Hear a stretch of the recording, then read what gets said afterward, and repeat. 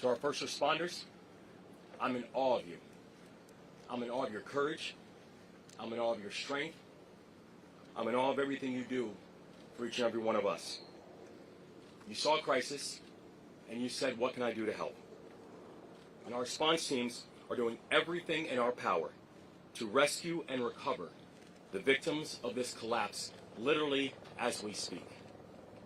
People who, as we speak, are out there are divers, are air assets, people who right now are working to save lives, and are doing it because the state asked.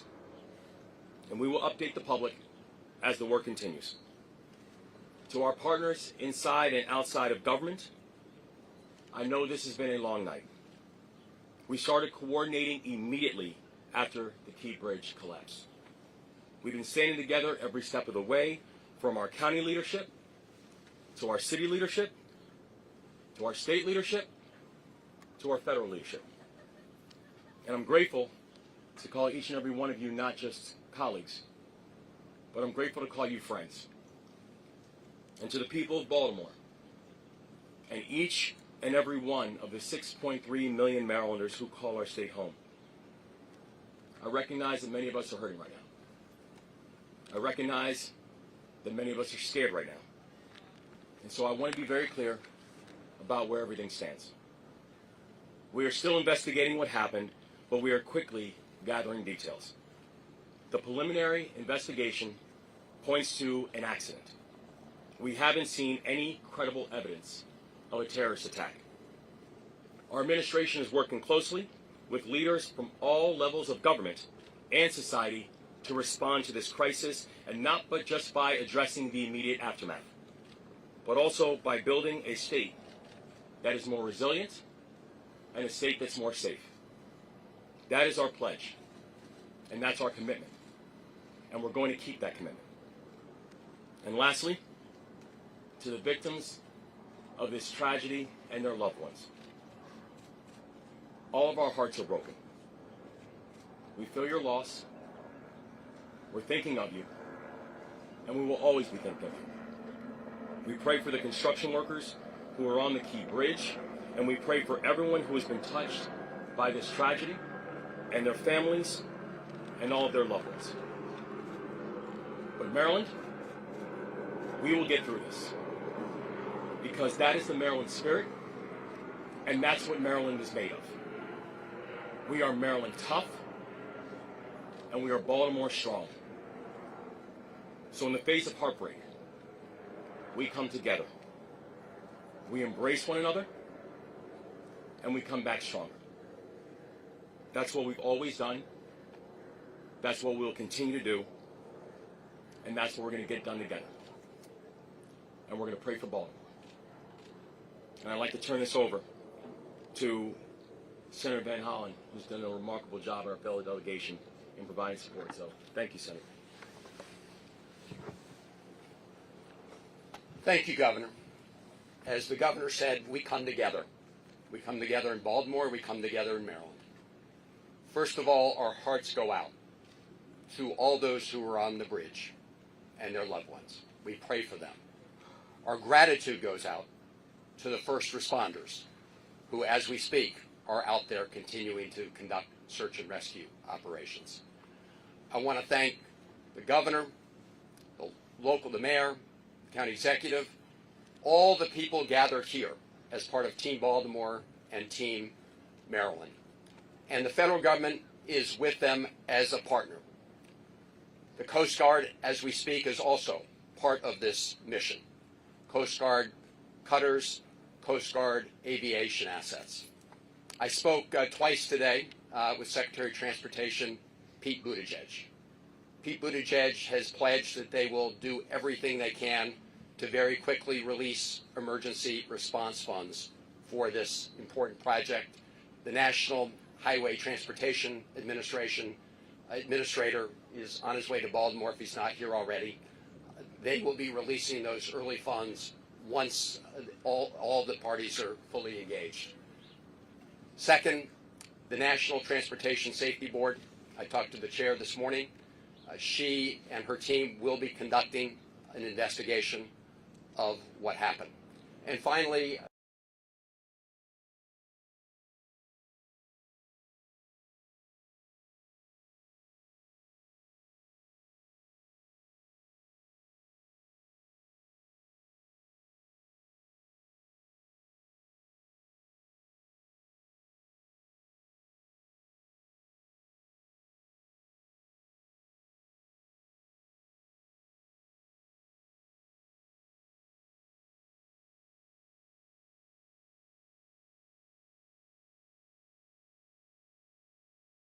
we're with you.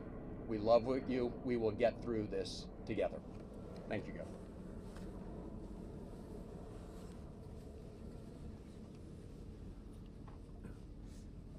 Morning again, Paul Wiedefeld, Secretary of Transportation. Just a few updates since our meeting this morning. The crew that was out there working was basically repairing potholes, just so you understand that. Had nothing to do with a structural issue at all on the facility. At this time, one person has been rescued, and so far, and our efforts continue in terms of that.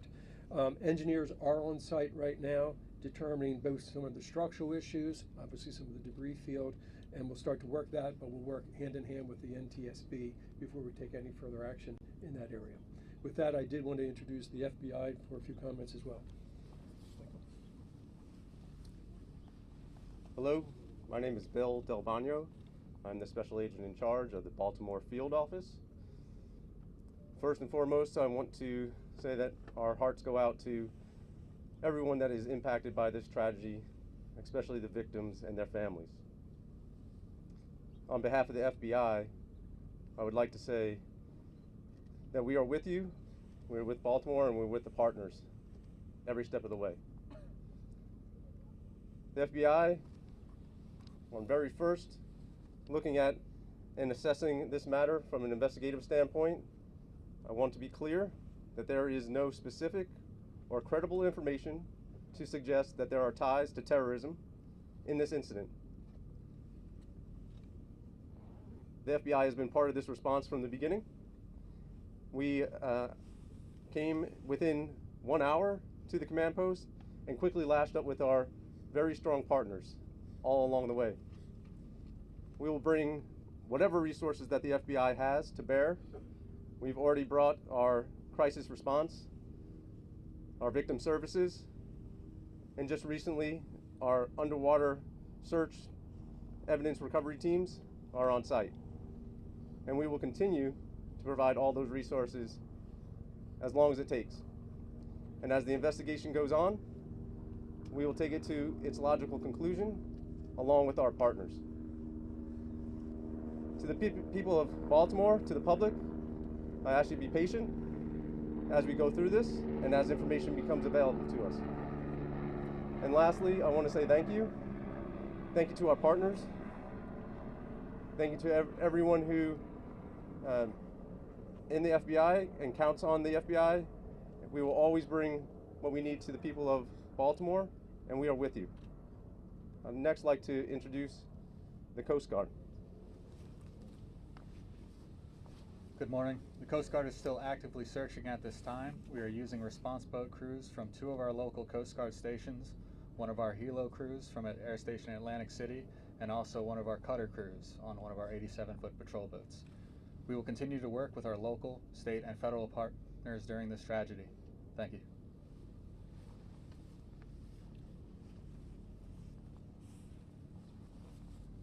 Governor, traffic in and out of the harbor stop at this point? Governor, as far as you are aware, was the collapse of that bridge inevitable as that ship hit that part of the bridge? No, we're still in the process of investigating exactly what happened. So we don't have any further details about whether or not it was inevitable or not. But no structural issue with the bridge? No, there was. In fact, the bridge was actually fully up to code, so we have no further information about what happened during that time. Governor, is all shipping in and out of the port now stopped completely? And do you have any estimate very early on as to how long it will be before shipping can resume to the Port of Baltimore? Yeah, we don't have any estimates on timeline because right now our exclusive focus is on saving lives. Our exclusive focus is on search and rescue. Could you give us a better sense for the number? Because we've heard, I know Mr. Wiedefeld said tell us the total numbers we're talking about that that you're searching for, and how many have been rescued? Well, There are 8 individuals. 6 are being searched for right now. One is was taken to the hospital, and one is not in the hospital that we're speaking to. So 6 unaccounted for. Yes. And does that involve individuals that may have been in vehicles that went in the water? Or is that just the Do we construction? know? We believe it's a construction crew only. What about So we don't think there's anyone in vehicles in the water? No, we do not believe so. Okay, we'll take questions right here. Take this question here. Governor, 2 questions. How quickly did you find out about what happened here, and what was your reaction when you heard the scale of what just occurred at that bridge earlier today? well, I mean, I think it was probably within minutes of everything, less than an hour, when I know that my phone first rang. And, first from the mayor of Baltimore and also from our chief of staff. And it was, we know the Key Bridge. I've ridden over the Key Bridge countless times. So many of us know the Key Bridge because it is our normal commute. This is a place that is a normal commute route for over 30,000 Marylanders every single day. And so to hear the words that the Key Bridge has collapsed, it's shocking and heartbreaking. And immediately the first thought and the first ideas go back to what happened to the people, what was the impact on human life. But for every single one of us who are Marylanders, the words that the Key Bridge is gone, it still shakes us, because for 47 years, that's all we've known. And so this is not just unprecedented from what we're seeing and what we're looking at today. It's heartbreaking. Governor, can you confirm that the crew on the ship alerted authorities that it lost propulsion and was in trouble? We can confirm that the crew notified authorities of a power issue. Yes. And that they had lost power on the ship. Yes. Was there any ability to shut down the bridge before it happened? We're going to take the question right here. Sorry, can you please repeat the numbers? Before you were looking for 7 people and 2 have been rescued, and now you are looking for 6 people, but 1 has been rescued, so 3 people has been rescued in total, or only 2? Total of 8. Excuse me. A total of 8. 1 rescued and in hospital. 1 not in hospital, but it is we have communicated with that person, and then 6 that we are searching for. And all construction workers working on the pothole? Or all 8 of them? Yes, they were all related to the construction program. Right, Yes. so we heard that multiple vehicles went into the water. Any word on how many vehicles went into the water and the condition of those people that were in the vehicle? Not at this time. All right, we're going to shift over here. Was there any way to shut down the bridge? Was there enough time for that distress call to trigger something like that? Now, the thing that we know is that even as the boat was coming in, we had a ship that was coming in at 8 knots, so coming in at a very rapid speed.